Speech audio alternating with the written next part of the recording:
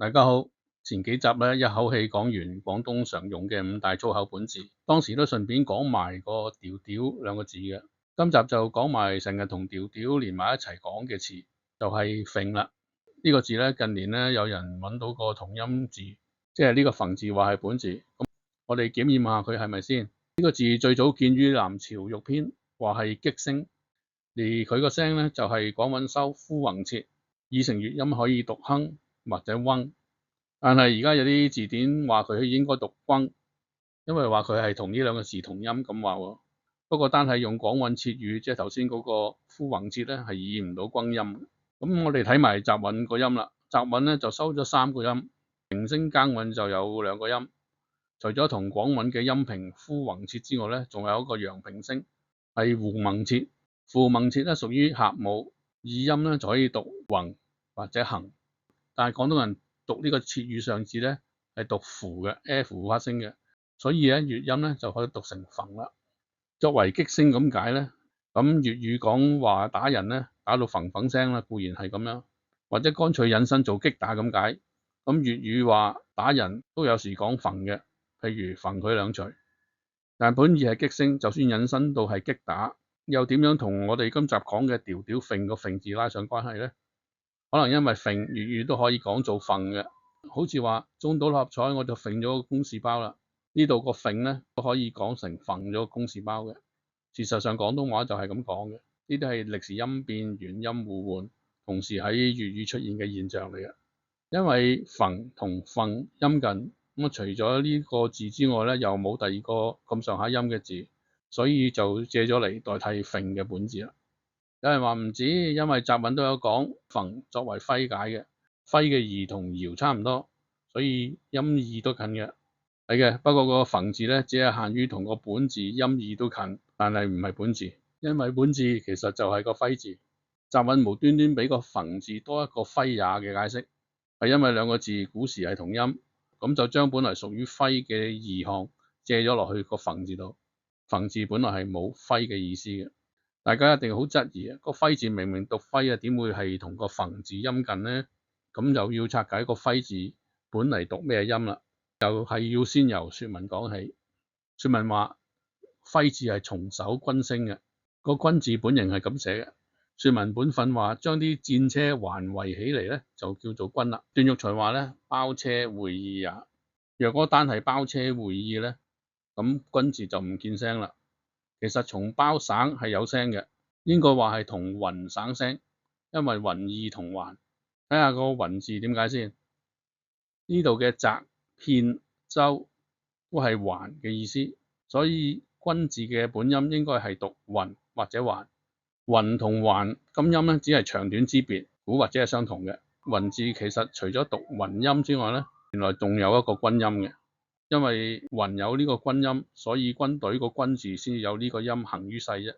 好啦，從環省聲嘅字咧，除咗軍隊個軍字咧，原來仲有呢個軍字嘅。呢個字咧，廣韻收2個音，其中胡捐切意音就係讀雲或者環，讀雲嘅即係同雲循個雲同音啦。只不過呢個切語咧係擬唔到軍音嘅，顯然軍音咧係由雲循個雲嘅領音，即係由平均個均音借嚟嘅。不過借得唔準，由底樂嘅 n 韻變成咗穿鼻嘅 n 之韻，導致本嚟讀雲嘅或者均嘅音咧變成咗軍。由呢度開始，以均字為聲嘅字咧都由津韻轉咗入耕韻。其實底樂變穿鼻咧就唔係單一事件。舊時本嚟讀均嘅字咧，而家粵語咧都有讀均嘅，好似大頭軍個軍字就係本嚟讀均嘅均字嚟嘅。當知道均可以讀均，咁呢證明咗呢個均同均古係同音。咁啊，以此類推，呢個揈同呢個揮古亦都係同音。佢哋都同樣由底樂韻變成穿鼻韻，所以如果話呢個揈字可以讀揈嘅話，咁揮字咧都係可以嘅。不過首先要證明揈由去聲讀揈先。雜韻證明咗揈讀胡蒙切，粵音係陽平聲可以讀揈，音調咧就唔太啱而家所講嘅陽去聲嘅揈啦。但係雜韻其實係收咗3個音嘅，第3個就係去聲嘅線韻圈遠切。圈遠切本來係陰去聲嚟嘅，咁但係古無陰陽啊嘛，咁啊讀陽去聲都係得嘅。觸類旁通，將個馮嘅拼音用去聲讀咧，就自然讀到馮啦。咁揮字嘅馮音亦都係咁樣嚟嘅。歷時音變，馮又可以讀揈，即係揮字除咗讀揮音之外咧，就有揈同馮兩個音添。呢三個音都同時用緊嘅。咁我用唔同嘅二聲符去區別佢哋嘅讀音。常音就係學校教緊嘅讀揮，白讀音之中咧，揈咧就係常音啦，就寫成咁。讀馮咧就寫成咁。講到呢度，有人會問：我一路都靠呢個馮字去證明揮字讀揈音，佢哋兩個字既然係同音，點解揮係調調揈嘅本字，而馮又唔係咧？求本字咧，除咗正音之外咧，更加重要嘅係要正義。馮字本意係擊聲，佢當然唔會係懸垂啊、受外力搖動嘅揈嘅本字啦。大家唔信揮字係揈嘅本字嘅話，咁我哋就用佢嘅義去正音啦。